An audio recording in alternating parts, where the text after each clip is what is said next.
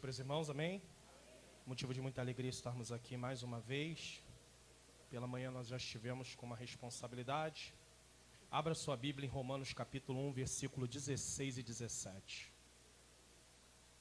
Romanos capítulo 1, versículo 16 e 17.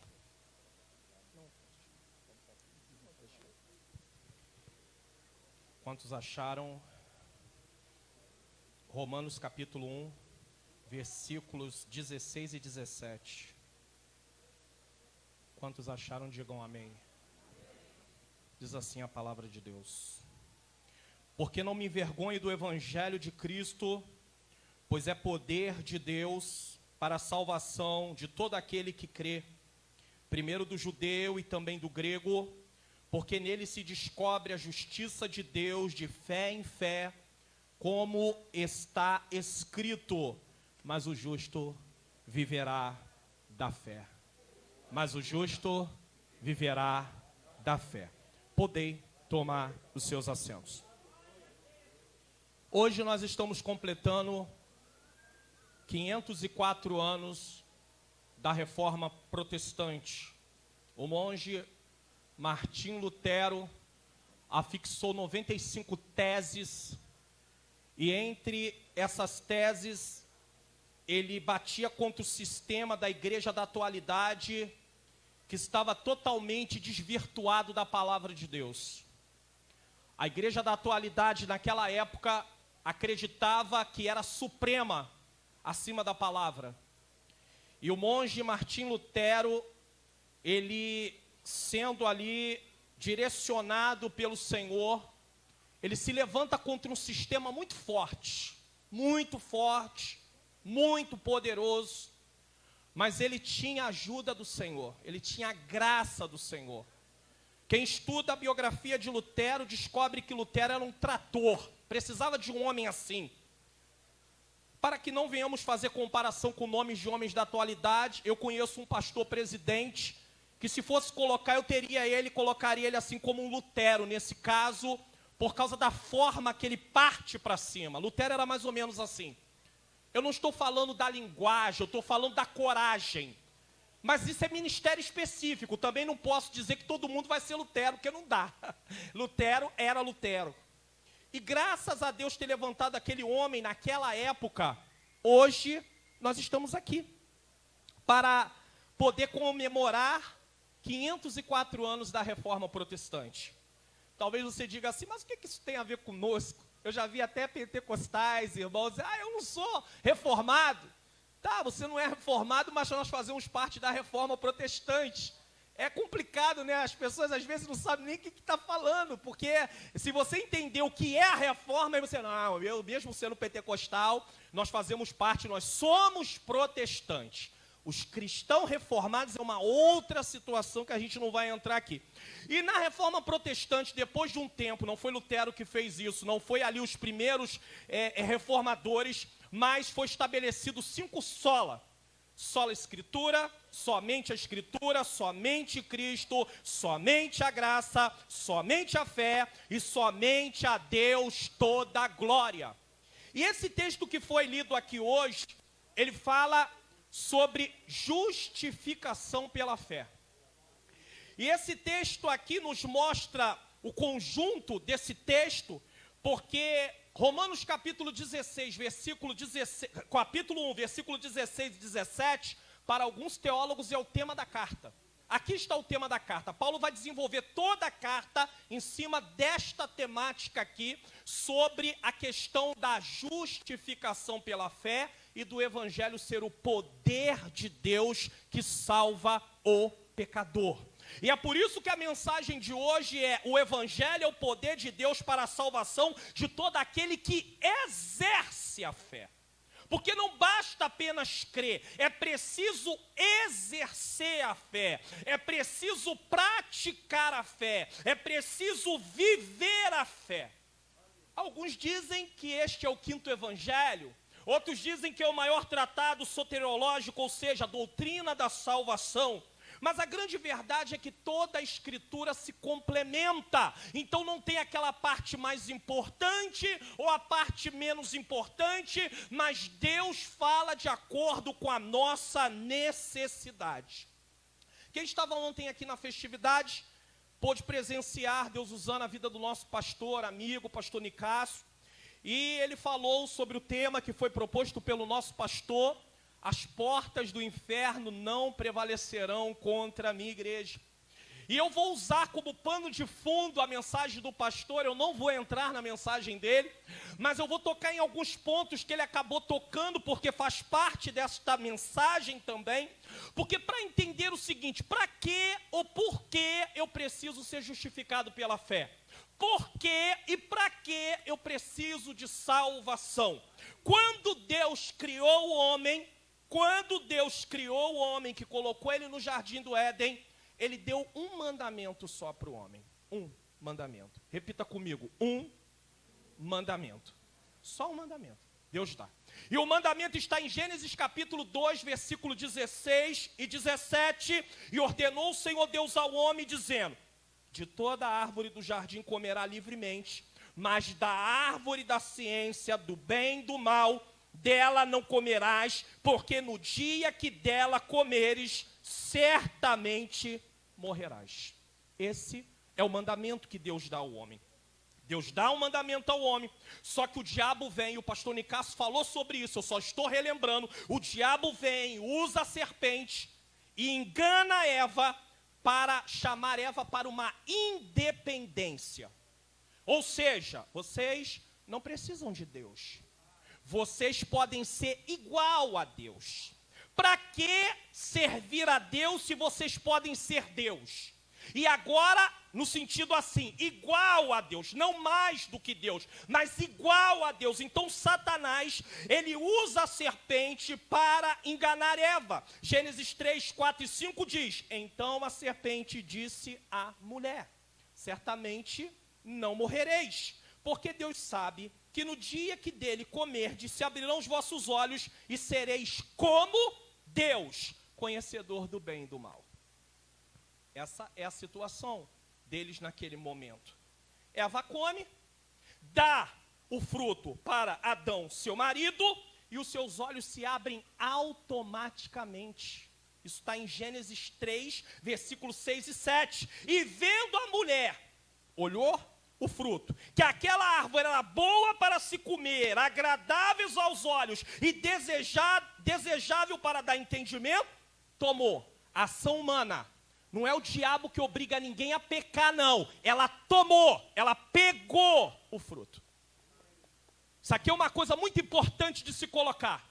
Porque muitas vezes nós nos eximimos da responsabilidade do pecado que fazemos, que cometemos. Mas Eva não, Eva toma do fruto. Está aqui o texto muito claro. Ela tomou do fruto e comeu.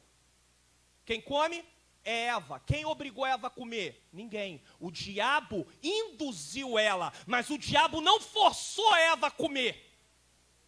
Ele propôs a ela. Ele trabalhou na mente de Eva. O primeiro lugar que o diabo vai lutar para poder nos vencer é na nossa mente. É por isso que Paulo, em Filipenses capítulo 4, versículo de número 8, ele diz que tudo que é verdadeiro, tudo que é amável, tudo que é honesto, tudo que é de boa fama, se alguma virtude, se algum louvor, nisso pensai. O que ocupa a tua mente?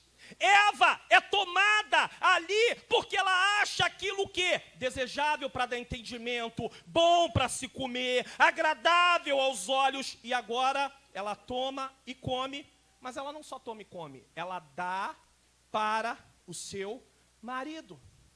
E se parasse aqui, Adão não teria pecado, mas o texto diz: e ele pegou e comeu. Adão também pecou. Não é só Eva que peca. Adão também pecou. Versículo 7. Então foram abertos os olhos de ambos. Imediatamente os olhos foram abertos. E conheceram que estavam nu, e cozeram folhas de figueira e fizeram para si aventais. Uma vez que pecaram, seus olhos foram abertos, e eles cozem folhas de figueira e tapam a nudez. Justificação por obras. Essa é a justificação por obras. Eu quero resolver o problema do pecado através das minhas forças, através das minhas mãos. Então eles cosem folha de figueira e eles tampam a nudez. E eles experimentam naquele momento a separação de Deus em relação à comunhão que tinham antes de pecar, pois eles se esconderam de Deus. Gênesis 3:8. E ouviram a voz do Senhor, Deus que passeava no jardim. Eles tinham uma comunhão diária com Deus. Passeava no jardim pela viração do dia. Cuidado você que gosta de pegar texto e falar assim, quem passeia é o diabo, Deus também passeia, está aqui, ó. Para com isso, irmão, não faz isso não. É que quem passeia, aqui, Deus passeia, está aqui. Passeava no jardim pela... É porque os jargões que a gente gosta de usar, mas quando a gente começa a estudar a Bíblia, a gente fala, meu Deus, eu não vou falar mais esse negócio não. Porque Deus passeia também, está aqui, ó. Passeava no jardim pela viração do dia. E escondeu-se Adão e sua mulher da presença do Senhor Deus entre as árvores do jardim. É claro que a palavra passear aqui está falando de transitar. O diabo também transita de lá para cá, de cá para lá. Só que ele tinha comunhão. Eles tinham a oportunidade de ter comunhão com Deus. E agora, o que Deus havia dito se cumpriu. Por quê? Porque a morte entrou na humanidade.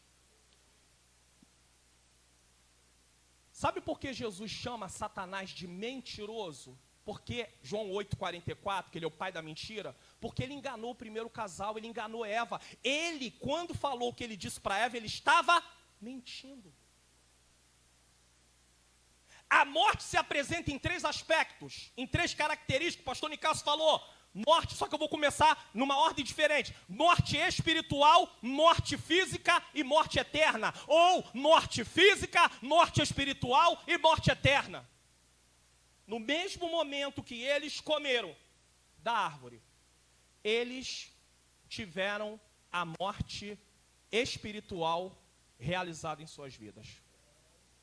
Eles passaram a ficar mortos espiritualmente. Toda vez que você lê o Antigo Testamento, que você vê Deus mandando matar povos, Deus só está fazendo uma coisa de direito, executando a sentença na sua totalidade. Porque o pecado gera a morte. Deus só não matou Adão e Eva naquele momento porque ele não quis. Ele usou de bondade, ele usou de misericórdia. Mas Deus tem poder de matar e de dar vida, porque ele é o dono da vida. E quando ele mata alguém, ele não está sendo injusto, porque o pecado faz com que nós estejamos diante de uma sentença de morte. Então não podemos achar que Deus é sanguinário. Ah, Deus é sanguinário. Não, ele só disse, eu quero que se cumpra a sentença agora na íntegra. Vai lá e mata. É ele mandando, é diferente. Não é Caim desejando, olha para Abel e fala, eu vou matar esse rapaz. Eu não gosto dele, eu vou matar. Aí é o homem matando o homem. É diferente. Agora, quando Deus dava a ordem, era uma outra situação. Isso lá no Antigo Testamento. E agora Deus mata um animal para cobrir o primeiro casal. Agora nós estamos no caminho da justificação pela fé. Porque isso aponta para o sacrifício de Jesus, que um dia seria realizado na plenitude dos tempos. Eu quero deixar uma coisa muito clara aqui hoje, como sempre é pregado na nossa igreja. O homem não fabrica salvação. O homem não tem nenhuma participação na elaboração do plano da salvação. Nenhuma. Nada. O homem não tem nenhuma contribuição. Não tem um dedinho do homem em relação ao plano da salvação. Nada. Tudo foi Deus quem preparou. Tudo foi Deus quem aprontou. Tudo foi Deus quem idealizou. E o homem agora, com a sua comunhão quebrada, por causa do pecado, ele quer se esconder. Ele quer se esconder. E a parte do homem na salvação, sabe o que é? Recebê-la. E ele vai receber a salvação através de um meio que nós vamos falar. E Paulo, na sua carta aos Romanos, em capítulo 5, versículo de número 12, ele esclarece a situação de toda a humanidade, que diz assim: pelo que como por um homem entrou o pecado no mundo, e pelo pecado a morte, assim a morte passou a todos os homens, por isso todos pecaram. Porque se todos morrem, então todos pecaram. Entende-se dessa forma? Uma vez que todos pecaram, estão excluídos da glória de Deus. Romanos 3, 23. E o mesmo Paulo ainda aponta o que o pecado, como Senhor da nossa vida, nos dá como retribuição por viver nele. O salário do pecado é a morte, mas o dom gratuito de Deus é a vida eterna, por nosso Senhor Jesus Cristo. Então eu descubro aqui a nossa condição antes de Jesus. Essa era a nossa condição antes de Jesus. Jesus Cristo é a solução para não sermos condenados. A única solução para o homem não ser condenado é Jesus Cristo. E nós conhecemos que o meio para podermos conhecer a Jesus é o Evangelho, que é poder de Deus, que foi enfatizado na lição de hoje também, junto com outras lições. Então, o meio para conhecermos Jesus é o Evangelho. É por isso que nós não podemos pregar outra coisa nos púlpitos da igreja. O nome é Jesus, é Jesus, é Jesus, é Jesus, é Jesus. Tem que se falar de Jesus. É bom falar de Deus usando Paulo, é bom falar de Deus usando Pedro, é bom falar de Deus usando Moisés, é bom falar de Deus usando Elias, mas isso tem que acabar em Jesus. Porque homem não salva, Paulo não salva, Pedro não salva, Elias não salva, Moisés não salva, eles não salvam. Quem salva é Jesus, Jesus, Jesus, Jesus, Jesus.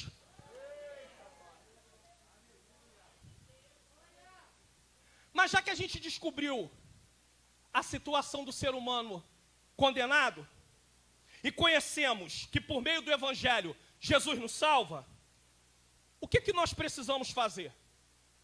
Fazer igual Adão e Eva? Procurar um meio de se salvar? Fazer igual os fariseus e os judeus que queriam ser aceitos por meio da lei? Justificação por obras? A lei em si ela é boa. Paulo, inclusive, argumenta isso. Porque tem gente que pensa que a lei é má. A lei é boa, a lei de Deus é boa. Mas ela só revela o nosso estado diante de Deus. Ela não resolve o nosso problema. Pastor Nicásio cansa de ensinar isso aqui no seminário. Fala muitas vezes. A lei não resolve o problema do homem. Mas ela aponta a situação do homem. E a lei é o seguinte: se você não cumprir ela na íntegra, você está perdido. E quem é que cumpre a lei na íntegra?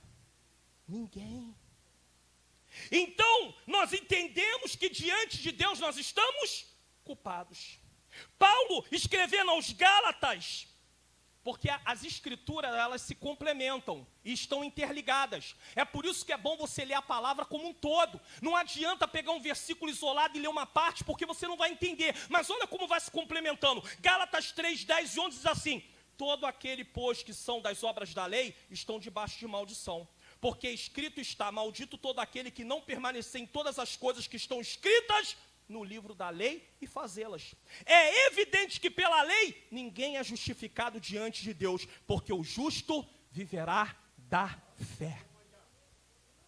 Mas o justo viverá da fé. Aqui está o caminho apontado por Deus para recebermos salvação e sermos livres da condenação. Viver através da fé, justificação pela fé. E o mesmo Paulo, escrevendo a carta aos Efésios, capítulo 2, versículo 8 e 9, ele diz: porque pela graça sois salvos, por meio da fé. Isso não vem de vós, é dom de Deus, não vem de obras, para que ninguém se glorie. Agora que já sabemos que a salvação é através da graça, por meio da fé, nós recebemos ela. A Reforma Protestante reconheceu isso, e é por isso que hoje ela está fazendo 504 anos. Sola fide, só a fé, somente pela fé, podemos entender Romanos capítulo 1, versículo 16 e 17, que diz assim: porque não me envergonho do evangelho de Cristo, pois é poder de Deus para a salvação de todo aquele que crê, primeiro do judeu e também do grego. Porque por que eu vou falar de salvação se você não entender por que precisamos de salvação? Sem Cristo nós estamos condenados, irmãos. Se arrancar a obra de Cristo, vai todo mundo para o inferno. Pastor Nicásio ontem pregando mostrou que o inferno está vazio, que o inferno naquele texto não é inferno, inferno, mas é inferno Seol, é inferno Hades. Então, todo aquele que não crê, um dia será lançado lá no lago que arde com fogo e vai passar a eternidade separado de Deus, porque morte nada mais é do que separação de Deus. É separação. Depois você medita aí Apocalipse 20, 14 e 15, que o pastor deu uma cola aqui atrás. Escatologia com ele. Tem jeito, cada um tem a sua aptidão. Meu negócio é hermenêutica, é pregação expositiva. Ele é escatologia, ele gosta de escatologia. Então vamos lá, louvado seja o nome santo do Senhor. Então o evangelho é poder de Deus, porque eu não me envergonho do evangelho. Por que Paulo diz que não se envergonha do evangelho? Primeiro ponto, por que Paulo não se envergonha do evangelho? Porque para os judeus e para os gregos, para os judeus era uma blasfêmia, para os gregos era uma loucura. E nesse caso, Paulo está se dirigindo aos romanos, que não queriam ouvir boas novas de um carpinteiro judeu, porque romano não gostava de judeu. Estava nem aí para uma boas novas de um carpinteiro judeu que morreu como criminoso, malfeitor. Os romanos ostentavam a riqueza e a maior parte dos cristãos na época de Paulo era gente comum, da classe baixa, e muitos eram escravos, escravos mesmo. Antes da Lei Áurea tinha lá a escravidão aqui também, eram escravos. E os romanos também eram seguidores da cultura grega. O evangelho é algo muito simplista para eles, eles gostam de coisa elaborada. E hoje a gente está presenciando isso acontecendo nos nossos dias.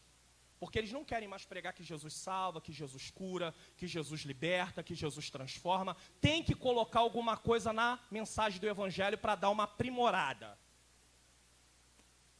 O resultado é, não tem transformação. Os outros gritam, pula, chora, rola, vai para casa e continua a mesma coisa. É o que a gente está presenciando, irmão. Não pode dizer que não é, porque é o que a gente está vendo direto. Quando você olha determinados cultos, você fala, agora vai. Ah, irmão. No outro dia você fala, não foi. Não foi. Pensei que ia, mas não foi não. O negócio está sério ali ainda. Por quê? Porque não vai. Só quem transforma é a palavra de Deus. Só quem transforma é o evangelho.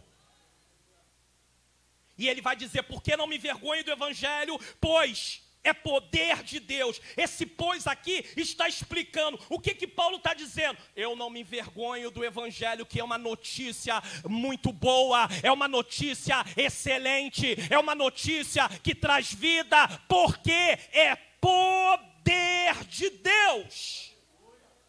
O Império Romano se vangloriava da sua conquista, estava dominando o mundo. O Império Romano ruiu, mas o Evangelho continua de pé. Jesus continua de pé. O nome de Paulo continua sendo pregado, anunciando o Evangelho de Jesus Cristo.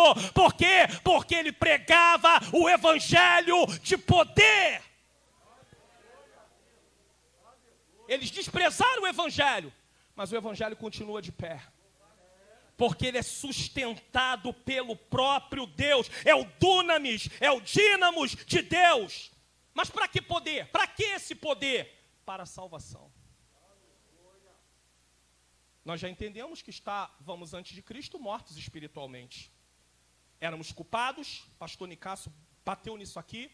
Efésios capítulo 2, versículo 1, mortos, éramos culpados, Efésios 1, 7, éramos escravos do pecado, João 8, 34, Jesus disse para os judeus, todo aquele que comete pecado é escravo do pecado. Nossa condenação envolve alienação de Deus, ira de Deus, morte eterna, que é separação eterna de Deus. Mas para quem é a salvação? Paulo continua no texto. De todo aquele que crê, ou seja, para todo aquele que crê. A salvação é para todos. Extensiva a todos. Nós aqui, assembleanos, eu sei que existem assembleanos que vão para uma outra vertente teológica, mas aqui nessa igreja, nós acreditamos que a salvação é extensiva para todos. E quando falamos de eleição em Cristo. E quando falamos de predestinação, falamos do propósito de Deus para os eleitos. Vida eterna, regiões celestiais, bênçãos celestiais em Cristo Jesus. É disso que nós pregamos, é nisso que nós acreditamos. Acreditamos em predestinação, sim, mas uma predestinação não de pessoa, não de indivíduo. Acreditamos em predestinação de propósito. Deus salvou para quê? Qual é a missão da igreja? Proclamar a palavra de Deus, anunciar as virtudes daqueles que nos chamou das trevas para a sua maravilhosa luz. 1 Pedro 2,9. 1 Pedro 2,9. E ele diz que é para todo aquele que nele crê. 1 Timóteo 2, 3 e 4 diz assim: porque isto é bom e agradável diante de Deus nosso Salvador, que quer que todos os homens se salvem e venham ao conhecimento da verdade. Tito 2,11, que o pastor Nicásio gosta muito de citar, porque a graça de Deus se há manifestado, trazendo salvação a todos os homens. A salvação está disponível para todos. Porém, o efeito da salvação só será aplicado na vida de quem crê. E eu gosto de usar a vacina. Está sendo disponibilizada. Vamos dizer que é para todos. Mas só vai ter o efeito da vacina quem tomar.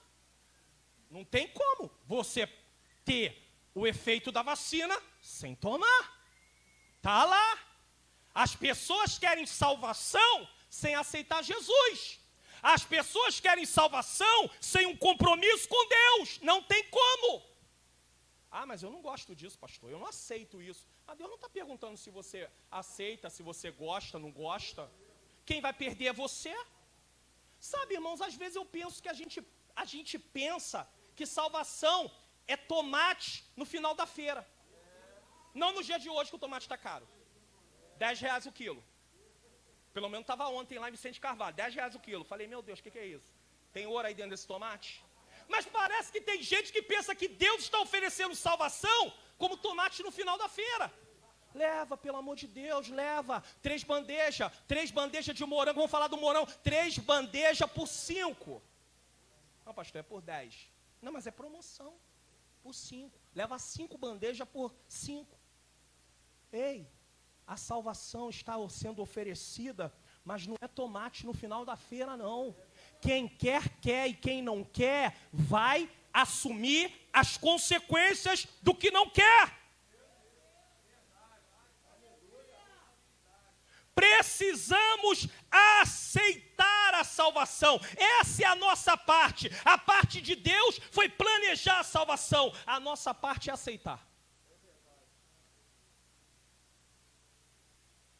E para quem? Aonde que começou a salvação? No finalzinho do versículo 16. Primeiro do judeu e também do grego. Alguns acreditam que Paulo não está usando uma ordem aqui. Mas eu, baseado no que Jesus disse para a mulher samaritana, a salvação vem dos judeus. E baseado em que Jesus disse para os discípulos, 1:8, começai por Jerusalém, Judéia, Samaria e confim da terra, eu vejo que o propósito de Deus, em primeiro lugar, é alcançar o judeu. Eu vou ficar com a Bíblia. Eu fico com a Bíblia nesse caso. Agora surge uma pergunta. Como é que Paulo vai provar que o evangelho é poder de Deus para a salvação, para todo aquele que crê? O versículo 17 responde. Porque nele, no evangelho, se descobre a justiça de Deus, de fé em fé, como está escrito, o justo viverá da fé. Lutero lutou com isso, irmãos. Lutero não sabia conviver com isso. Porque ele seguia as regras certinho, ele achava assim, certinho as regras, né? Ele ia seguindo. Daqui a pouco ele se achava culpado. E ele falava assim, eu ainda não cheguei no patamar. Eu quero chegar num patamar que eu não vou mais me sentir culpado. Eu tenho uma notícia para dar para você que vai tirar um fardo das suas costas hoje. Justificação não é uma coisa para você sentir. Justificação é uma coisa que acontece no tribunal de Deus, não no seu coração. É no tribunal de Deus, é diante do tribunal de Deus. Você apenas tem que aceitar que você não é mais culpado diante desse tribunal. Mas não é uma coisa para você todo dia levantar, eu sinto-me culpado. Eu não me sinto culpado. Eu me sinto culpado. Eu não me sinto culpado. Eu vou. Não! Em Cristo Jesus, nenhuma condenação há. Você não é mais culpado.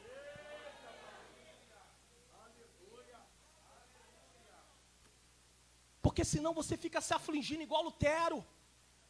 Porque ele estava buscando justificação por obras. Não é a justificação por obra, é justificação pela fé. É através da fé que nós recebemos uma nova natureza. De manhã eu falei, todo cristão tem duas naturezas. A natureza adâmica e a natureza em Cristo. Qual é a natureza que você vai dar lugar? Qual é a natureza que você vai alimentar? Qual é a natureza que você vai deixar te influenciar? Se você participa mais das coisas dessa terra, é a natureza humana. Se você participa mais das coisas de Deus, é a natureza divina. Antes de Jesus, nós éramos servos do pecado, escravo do pecado. Mas em Cristo nós somos livres. Você vai usar sua liberdade de que jeito? Você não é mais escravo, não. A justificação te livrou da culpa do pecado. A santificação te livra do poder do pecado. Nenhum crente aqui que recebeu um novo nascimento real é mais escravo do pecado. Então não fica falando que você fez porque não teve jeito, porque realmente foi mais forte do que você, porque se foi mais forte do que você, é porque você está alimentando a natureza errada. Pastor, então o senhor está dizendo que ninguém pode errar? Não, eu estou sujeito a cair de qualquer maneira, todos nós estamos, mas eu estou dizendo que a gente tem que vigiar todos os dias, nós temos que estar ali em prontidão, porque a antiga natureza ainda está aqui, e ela quer me levar para cá. Vem, Mário Luna, vem, ó, tá vendo isso aqui? Você gostava disso, você gostava daquilo, você gostava daquilo outro, aí os pensamentos começam a ser alimentados como Eva, isso aqui era bom, isso aqui era gostoso. Isso aqui, aí pensa um dia, pensa dois, pensa três, não vem para os cultos, porque se você estiver nos cultos, a igreja é edificada através um do outro, de repente você está com um pensamento estranho, vem um irmão, vem uma irmã, te dá uma palavra diferente, corta aquele pensamento e a natureza divina volta para o controle de novo, então há uma batalha nesse sentido. Eu sei que tem gente que não acredita nisso. Mas eu não consigo entender por que então Pedro, Paulo, Tiago fala para não fazer isso, não fazer aquilo, não fazer aquilo outro. Porque se fosse um botãozinho de ligar e não apagar mais, eles não tinham que ensinar para a gente não fazer mais, porque já não faria no automático. E não é assim que acontece na vida, no dia a dia não, irmão. Você tem vontade de fazer coisa errada às vezes. Mas sabe quando a sua vontade de fazer coisa errada diminui? Quando você cultiva relacionamento com Deus. Quando você cultiva relacionamento com Deus, isso vai enfraquecendo a natureza adâmica. Ela não é mais senhora na sua vida, mas vai enfraquecendo. Então Paulo diz o seguinte, porque nele o evangelho se descobre a justiça de Deus de fé em fé. A justificação pela fé é mais do que perdão. Cristo não apenas cancelou a nossa dívida, pagando-a completamente por meio do seu sacrifício substitutivo, mas Deus depositou a justiça dele em nós. Sabe o que é justificação? É o Senhor Jesus ter levado sobre si, foi imputado sobre ele os nossos pecados. E ele nos devolveu de volta a sua justiça. Então, irmãos, eu estou aqui pregando hoje, mas eu não tenho mérito. Eu não tenho mérito, sabe por quê? Porque os méritos são de Jesus. Todos que acharem que tem mérito vão tombar.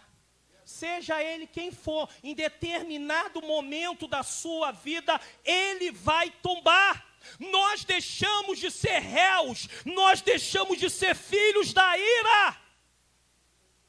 E aí ele vai dizer agora, porque o justo, porém, viverá pela fé. E ele diz, está escrito. Paulo, ele é muito usado por Deus. Sabe por quê? Porque ele quer dar força no que ele está escrevendo, usando o Antigo Testamento. Pedro faz isso direto na primeira carta dele. Ele dá força ao que ele está escrevendo com outra escritura. E ele usa a passagem de Abacuque. Abacuque estava transtornado. Ai, Senhor, como é que... Pastor Nicasso também pregou essa mensagem aqui. Mais uma vez, vamos pegar um pedacinho. Aí, Senhor, como é que vai ser? Esse povo está pecando, nada acontece. O Senhor falou, vou trazer juízo. Tá bom. Mas como assim, Senhor? Eu vou trazer juízo. Aí, só que eu vou trazer juízo pelos caldeus. Aí ele vai falar com Deus de novo. Não, peraí, calma. O povo está pecando, mas o Senhor vai trazer um povo mais pecador para cobrar do povo que está pecando? Não entendi. Aí o Senhor diz assim, eu também vou trazer juízo para os caldeus. Só que o coração de Abacuque não fica bem ainda. Aí Deus dá uma revelação para ele, a coisa treme. Lá no livro de Abacuque você vai ver uma visão aonde treme coisas, situação fica caótica. Aí Abacuque apazigua o seu coração.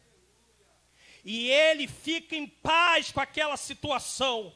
E ele fica bem com aquela situação. E ele pode exclamar, porque ainda que a figueira não floresça, todavia eu me alegrarei no Senhor e exultarei o Deus da minha salvação. Ele continua confiando. E não é isso que Paulo está fazendo? Paulo está mostrando para nós o seguinte, que nós não devemos ficar ligado em outra coisa a não ser o justo, porém, viverá da fé. Vida que nós recebemos espiritual foi por intermédio de aceitarmos Jesus como nosso Senhor e Salvador. Não tem vida fora de Cristo. E eu caminho para o final aqui. Eu sei que talvez você pense assim, pastor, mas por que o Senhor está falando isso nos dias de hoje? Porque muitos estão buscando salvação por obras. Outros estão buscando salvação por méritos. Outros estão buscando salvação por ritos sagrados. Eu falei aqui de manhã e vou repetir. Os fariseus jejuavam. Os fariseus oravam. Os fariseus vinham para o templo. Os fariseus faziam obras. Mas eles faziam tudo isso por meio do braço deles, não por meio de Cristo. Cuidado para que eu e você não venhamos confundir vida transformada com religiosidade. Pastor Mário Luna, como é que eu vou descobrir se eu sou um religioso ou se eu sou uma nova criatura em Cristo? Biblicamente falando, é através de como você se comporta. Eu vou pegar o gancho do pastor presidente aqui, meu pastor Marcos Aurélio. Se você é uma pessoa soberba pelo que você faz, então você é religioso. Porque eu oro 1 hora, porque eu oro 2 horas, porque eu jejuo, porque eu consagro, porque eu estou sempre lá, aí reclama, aí teve até consagração. Mas eu estava aí trabalhando, o pastor não me viu, porque isso, porque aquilo, porque eu tenho 10 anos, 15 anos, 20 anos, não importa, isso é soberba. Quem é humilde, cala a boca e não fala nada. Fica quietinho. A tua hora chega. Mas se você reclama, como diferenciar um religioso de alguém transformado? A soberba sempre vai aparecer. Só que isso não é para você julgar ninguém não, tá? Por favor, é para você se analisar. É eu me analisando. Esquece os outros, não, o negócio é comigo. A salvação não é para tua mãe, para o teu irmão, para o teu pai, na tua responsabilidade. A salvação é para você. Vá para casa pensando nisso. A salvação é sua. Enquanto você está preocupado com os outros, a tua salvação está em risco. Salvação por alto sacrifício, por alta ajuda, por legalismo religioso. Porém, a salvação só pode ser alcançada pelo Evangelho. A fé vem por ouvir, e ouvir a palavra de Deus. O Evangelho produz não apenas fé salvadora. Entenda isso, mas também fé santificadora. Tem que ter santificação. Ser cristão sem santificação não tem como, porque a Bíblia diz que sem santificação ninguém verá o Senhor. O justo viverá pela fé. O justo é salvo pela fé, vive pela fé, vence pela fé, caminha pela fé e vai precisar guardar a sua fé para receber a coroa de vida. O que nós vamos fazer, irmãos? Chegou a hora de pararmos e pensar. Fomos justificados pela fé. Justificação não é um processo, é algo imediato. Regeneração não é processo, é algo imediato. Mas santificação é um processo. Justificação tanto não é um processo que um crente de 1 mês com um crente de 10 anos é a mesma coisa diante do tribunal de Deus, não é mais culpado. Agora, a santificação é como a luz da aurora, que vai raiando, raiando, raiando, até ser dia perfeito. E o final da santificação é o quê? Glorificação. Somos justificados pela fé. Então, nessa noite, saia daqui pensando o seguinte: eu não sou mais culpado diante do tribunal de Deus, eu já aceitei Jesus. Eu tive um novo nascimento um dia na minha vida. E eu louvo a Deus por isso. Cuidado com essas mensagens que enfatizam que você é especial, no sentido de tem alguma coisa muito boa dentro de você, por isso Deus quer você, porque Deus olhou e não viu nada. Isaías diz que as nossas obras são como trapo de imundícia. Então tudo que você fizer é através do Senhor Jesus. Saia daqui nessa noite pensando nisso. Eu vou começar a orar, mas eu só consigo por causa da obra de Cristo. O legalista, ele não acredita nisso. Ele acredita que ele consegue orar porque ele consegue. Não é assim. Ele vai conseguir por causa do que Jesus fez. Se tirar Jesus da situação, ele não vai conseguir mais nada. Pastor, mas eu conheço pessoas que deixaram de beber, deixaram de fumar, deixaram de fazer alguma coisa sem ter Jesus. Isso não é transformação do Evangelho, não. Isso é uma decisão dele. Isso não tem nada a ver com salvação. Isso tem a ver com uma decisão dele. Ele decidiu não querer mais e não fez mais. Mudou o hábito. Agora, a transformação de vida é diferente. É através da dependência de Deus. Não se esqueça, Gênesis 3 é uma proclamação da independência do homem. Mas Deus vai lá e chama o homem para uma responsabilidade. Diz para ele assim: eu quero ter relacionamento contigo. Eu quero ter relacionamento contigo. Eu quero ter relacionamento contigo. E João 3,16 vai dizer: porque Deus amou o mundo de tal maneira que deu seu Filho unigênito para que todo aquele que nele crê não pereça, mas tenha vida eterna. Tem alguém para Jesus nessa noite? Tem alguém que quer ser justificado no tribunal de Deus nessa noite? Tem alguém que ainda não foi justificado no tribunal de Deus, que quer sair daqui com seus pecados perdoados? Hoje é noite de salvação. Essa igreja está aqui, terminando a festividade, como disse o pastor, encerrando. Tem alguém para Cristo? Que você vá para casa pensando hoje: eu sou justificado pela fé. Não devo temer, mas preciso viver à altura do Evangelho de Jesus.